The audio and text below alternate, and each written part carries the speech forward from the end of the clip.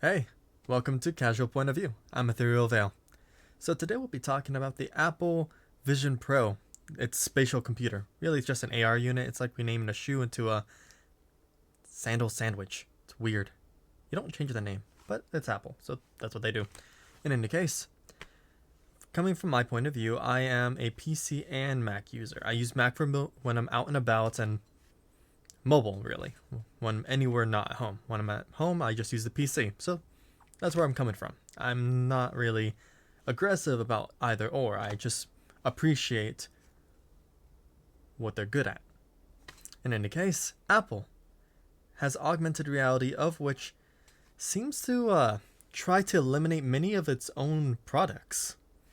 It eliminates, I would say, its own clock, cameras, and laptops and MacBooks. I mean, it's even though they work with synergy, it's the fact that they can bring up entire panels and compute, and really, it's strange, don't you think? Imagine this: you're an Apple user. You go with the ecosystem, which is great. You're on the move. You're always somewhere. You're just working because Mac, real, it has a lot of limitations with gaming, so it's best not to use it for gaming. It's mostly for work. So that's great though. You have your watch, you have your phone, you have your iPad, you have your laptop, and well, you're fine. It all works together. You send all your files, complete synergy. And then there's this visor that completely says, hey, I can do everything, but I'm only for one single user, and I go right on your face. You could have a monitor anywhere. You could have a UI. You could have everything you want. Just for $3,500, replacing all of your tech.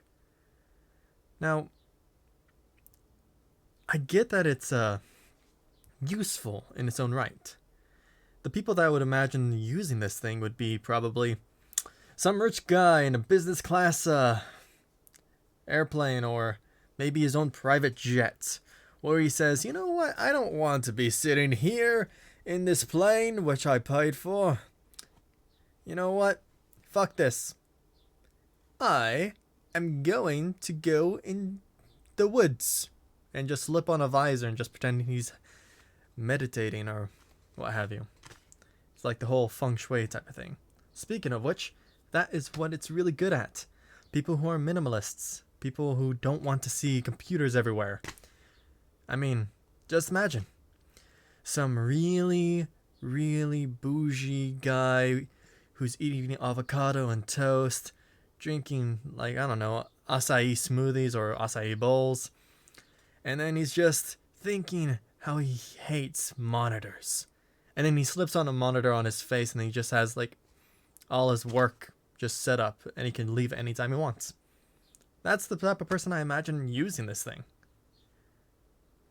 I mean, it's not the first time you imagine people with Macs, being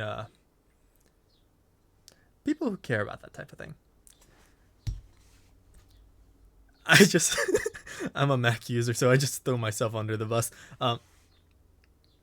But that's what I imagine this for.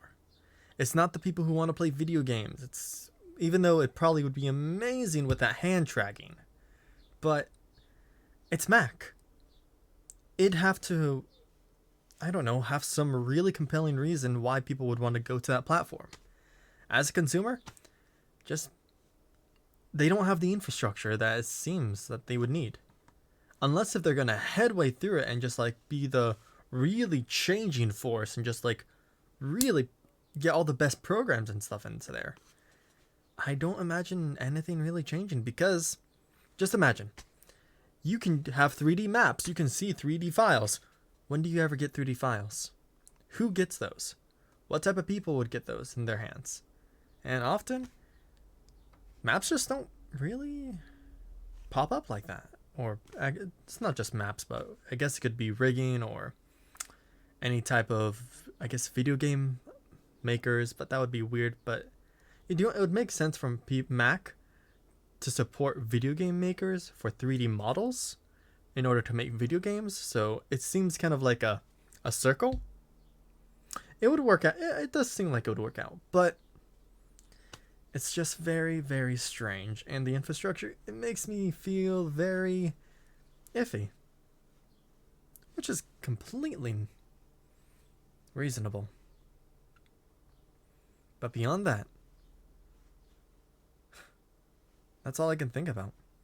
Because it's not like it's going to be going into the hands of students inside of small dorms where they want an enclosed space, and just imagine that they're, I don't know, on the slopes of a giant mountain or whatever. It's just the price point, the entry point, and the fact that you probably actually need a Bluetooth keyboard and mouse just to be able to do a correct interface, because if you're just clicking with your hands, it just seems very weird. I don't know how you would type anything. I don't know if you can. If they actually have already solved that issue, and I would like to get my hands and play with like typing, honestly, with those things. But, well, this is all speculation. And beyond that, might just come back to this topic another time. I've been Ethereal Veil. And until tomorrow, this is goodbye. Goodbye now, and have a lovely day.